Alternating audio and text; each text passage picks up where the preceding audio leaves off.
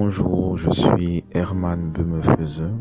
Aujourd'hui, nous entrons dans la série, nous poursuivons, notre série de Jésus-Christ comme offrande et sacrifice. Et aujourd'hui, on va entrer dans le deuxième temps qui parle de Jésus-Christ comme sacrifice. Et nous avons évoqué la dernière fois lors du dernier message que on verra Jésus-Christ comme sacrifice sous différents angles qui correspondent à ce qui se faisait dans l'Ancien Testament, mais qui sont rendus parfaits par le sacrifice de Jésus-Christ, qui est la victime parfaite. Je vous ai dit la dernière fois que lorsqu'on parle de sacrifice, en fait, il y a la notion de victime pour dire que c'était, si on se réfère à l'Ancienne Alliance, c'était l'animal qui servait au sacrifice. Donc c'est pour ça qu'on parlait de victime.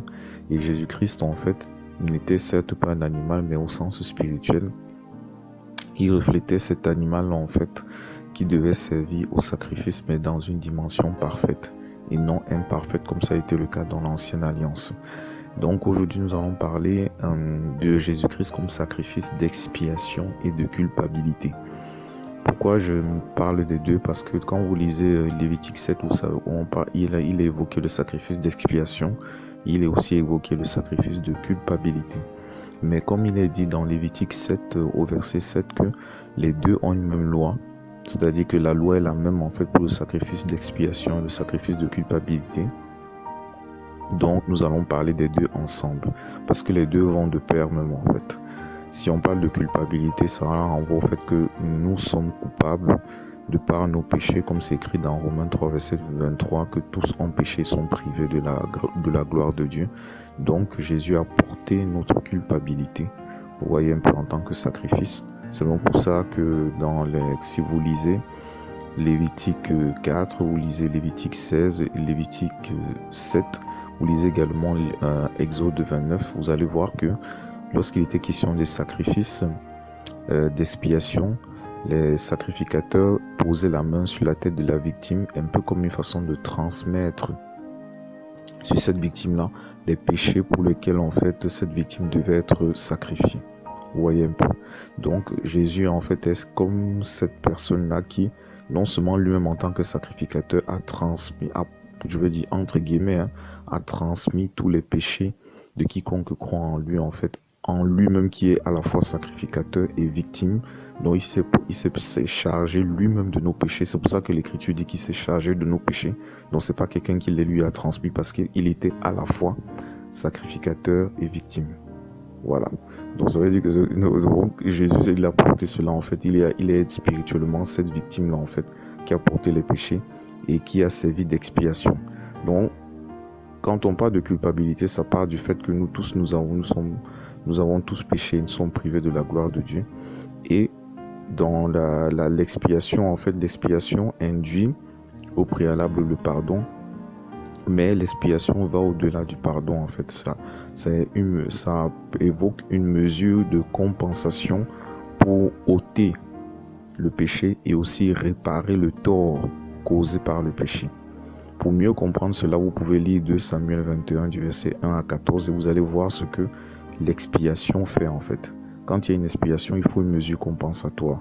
C'est-à-dire que non seulement pour ôter le mal ou alors le péché, et aussi réparer le tort causé par ce péché. Et comme il était question des péchés de l'humanité et de la nature pécheresse humaine, il fallait que ce soit en fait un sacrifice parfait. D'où Jésus en fait est le sacrifice parfait d'expiation et de culpabilité. C'est-à-dire qu'il prend à la fois notre culpabilité et il sert à la fois d'expiation de tous nos péchés. C'est pour ça que notre texte de base en fait se trouve dans 1 Jean 2 du verset 1 à 2. Là il est écrit ainsi mes petits enfants, je vous écris ces choses afin que vous ne péchiez point. Autrement dit, vous ne pratiquiez point le péché, que le péché ne devienne point une habitude de vie pour vous. Et si quelqu'un a péché, ça veut dire que s'il arriverait que quelqu'un pêche, nous avons un avocat auprès du Père, Jésus-Christ le juste. Il est lui-même une victime expiatoire pour nos péchés, non seulement pour les nôtres, mais aussi pour ceux du monde entier.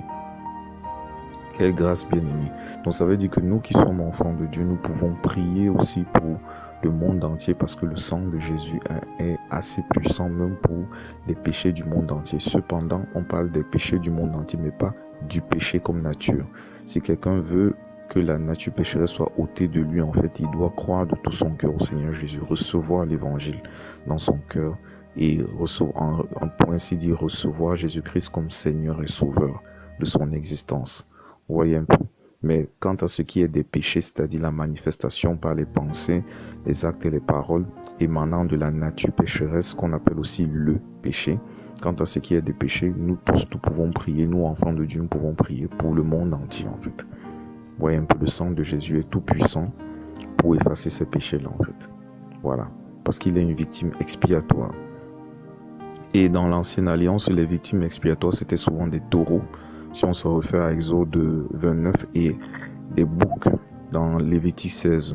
Mais Christ, en fait, a dépassé ces dimensions-là parce que ces taureaux et ces boucs-là, en fait, étaient des animaux que certes, dans lors du rituel, comme je le disais à l'entame de mon propos, les sacrificateurs imposaient la main sur leur tête pour qu'ils portent, en fait, c'est les péchés, en fait, du peuple, les péchés pour lesquels on faisait l'expiation. Mais cependant, en fait, cela ne suffisait pas parce que la nature pécheresse restait encore en l'homme. Elle restait encore plus précisément dans les enfants d'Israël, parce que c'était pour les enfants d'Israël dont il était question. Mais Jésus, quand il est venu, en fait, en tant que victime expiatoire, il allait bien au-delà de ça. Il ne l'a pas fait seulement pour Israël, mais il l'a fait pour le monde entier, afin que il n'y ait la barrière, toute barrière en fait relative au péché soit ôtée pour quiconque croit en lui, quelles que soient ses origines et quel que soit son background, quel que soit en fait son ancrage dans le passé, dans les ténèbres. Donc ça veut dire que quel que soit en fait l'éloignement qu'il a eu de Dieu, Christ en tant que victime expiatoire est venu en fait montrer que lui, il pourra rapprocher la personne de Dieu si la personne lui ouvre tout son cœur en fait. Vous voyez un peu. Donc c'est en cela en fait que Christ est venu en fait pour faire l'expiation de nos péchés, de sorte que non seulement nos péchés soient effacés complètement, mais ils ne soient pas couverts devant Dieu, ils soient complètement effacés, mais que même le tort que nous avons, le tort que nous avons causé à cause, par nos péchés en fait, que ce fût devant Dieu ou alors même devant les humains en fait, dans l'esprit en fait, Dieu ne nous tienne plus rigueur par rapport à ça. Vous voyez un peu, du moment où nous avons reçu Jésus-Christ dans notre cœur et qu'il est notre Seigneur, notre Sauveur, l'expiation fait en sorte que lui qui a porté nos fautes dans sa chair en fait, il a subi en fait le jugement que nous méritions en fait, que nous aurons mérité si on avait juste reçu le pardon, mais que l'expiation n'avait pas été faite pour nous en fait. Je ne sais pas si vous comprenez un peu, parce que si vous lisez par exemple 2 Samuel 12, lorsque David a été convaincu de son péché, bon certes il était déjà dans son cœur, mais le prophète Nathan est venu de la part de l'Éternel dire en fait combien l'Éternel n'avait pas du tout apprécié sa conduite en fait, sa conduite criminelle et adultérine en fait à l'égard d'Uri le Héthien qu'il a tué et sa femme Bathsheba qu'il a prise en fait. David, vous allez voir que David a confessé qu'il a péché en fait et Nathan lui a dit: l'Éternel pardonne ton péché, tu ne mourras point. Mais cependant il y a eu une expiation en fait. C'est pour cela que Nathan lui a dit: cependant l'enfant, parce que tu as fait blasphémer les ennemis de l'Éternel, c'est-à-dire que David avait monté un coup pour que les Ammonites avec qui Israël était en guerre en fait, fassent mourir Uri le Héthien qui était un homme juste et droit, fidèle même à David et qui craignait Dieu. Donc les Ammonites faisaient partie des nations ennemies de l'Éternel. Et donc Nathan a dit à David: parce que tu as fait blasphémer les ennemis de l'Éternel, voici l'enfant qui t'est né de la liaison adultérine avec Bathsheba mourra. Donc c'était une sorte d'expiation en fait. David a certes reçu le pardon, mais il fallait une expiation par rapport à son tort. Je ne sais pas si vous voyez un peu.